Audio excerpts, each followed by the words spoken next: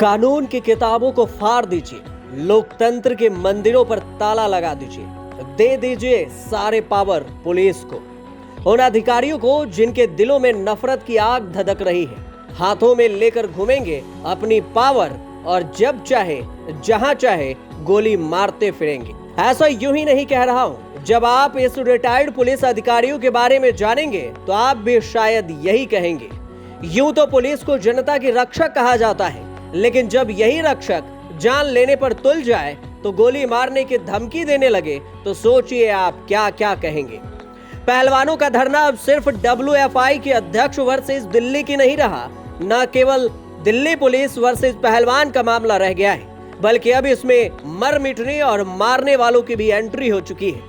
पहले आप इस तस्वीर को देख लीजिए, दिमाग में बैठा लीजिए कि ये वही पुलिस वाला है जिसने देश के लिए मेडल लाने वाले विरोध प्रदर्शन में शामिल बजरंग पुनिया को गोली मारने की धमकी दे डाली है। जी हाँ, हम बात कर रहे हैं रिटायर्ड अधिकारी डॉक्टर NC अस्थाना, जिसका पूरा नाम है निर्मल चंद्र अस्थाना की।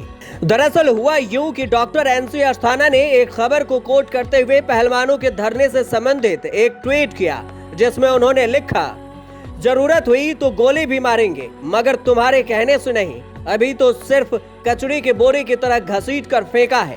दफा 129 में पुलिस को गोली मारने का अधिकार है। उचित परिस्थितियों में वो हसरत भी पूरी होगी, मगर वह जानने के लिए पढ़ा लिखा होना आवश्यक है।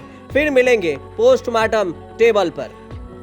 हालांकि बजरंग पुनिया ने जो जवाब दिया कि दुनिया के सामने दो दो हाथ करने वाले पहलवान भी पीछे नहीं है। पुनिया ने खुलेआम ऐलान कर दिया और कहा कि ये IPS ऑफिसर हमें गोली मारने की बात कर रहा है। भाई सामने खड़े हैं, बता कहां आना है गोली खाने।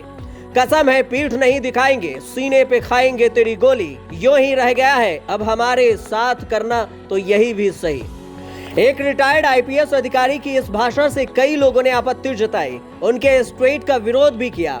कवि कुमार विश्वास ने ट्विटर पर लिखा, किसान आंदोलन के समय बालकनी में कैक्टस उगाने वाले फेसबुक क्रांतिकारी जब किसानों को गालियां दे रहे थे तब भी कहा था और आज भी कह रहा हूँ, ओछी भाषा, अहंकार, हतधर्मिकता आपको सुकून और वांछित कृपा तो दे सकते हैं, किंतु भारत नामक समावेशी विचार के विपरीत जाते हैं। ईश्वर सद्बुद्धि दे और समय रहते न्याय करे। राजेश यादव नामक यूजर्स ने लिखा, फर्जी IPS है, फोटो लगाने से कोई IPS नहीं बन जाता।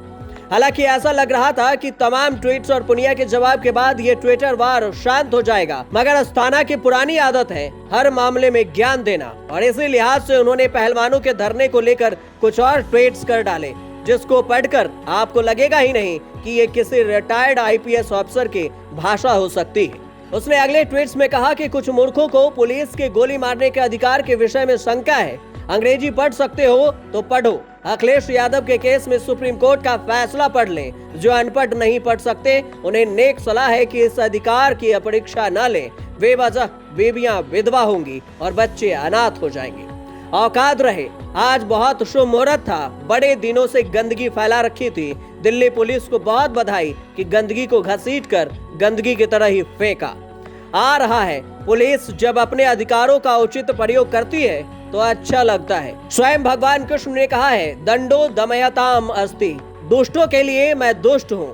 मैं तो पहले ही दिन से कह रहा था कि धरना गलत है। धूर्त यूट्यूबरों के सर चढ़ा देने वाले कुछ मूर्ख दावे करने लगे थे कि गिरफ्तारी तक नहीं हटेंगे। सोचने लगे थे कि अब तो यहाँ से डोली ही रुखसत होगी, मगर सीमा रेखा लांघने की गलती की तो ऐसे घसीट कर कचरे की तरह फेंके गए कि मजा ही आ गया।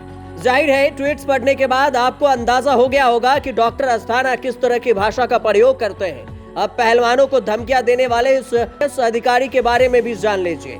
डॉक्टर अस्थाना केरल में DGP यानी डायरेक्टर जनरल ऑफ पुलिस रह चुके हैं। इसके अलावा वो BSF और CRPF में भी ADG के पद पर तैनात रहे हैं। अपने ट्वीट्स को लेकर अस्थाना काफी चर्चा में रहे हैं, क्योंकि उन्होंने यूपी में योगी सरकार के बुलडोजर एक्शन से लेकर यूपी पुलिस द्वारा उपद्रवियों की बर्बर पिटाई तक हर एक्शन का ट्विटर पर खुलकर समर्थन किया। तो उनकी भाषा शैली तो आप पहलवानों के मसले पर दिए ट्वीट से भी देख सकते हैं। बहरहाल अब देखना ये होगा कि पहलवानों का धरना जमीन पर आगे क्या रूप लेता है, क्योंकि दिल्ली पुलिस किसी भी कीमत पर पहलवानों को दोबारा जंतर मंतर पर नहीं आने देना चाहती, जबकि पहलवान कह रहे हैं कि उनका सत्याग्रह जारी रहेगा। ब्यूरो रिपोर्ट, न्यूज तक।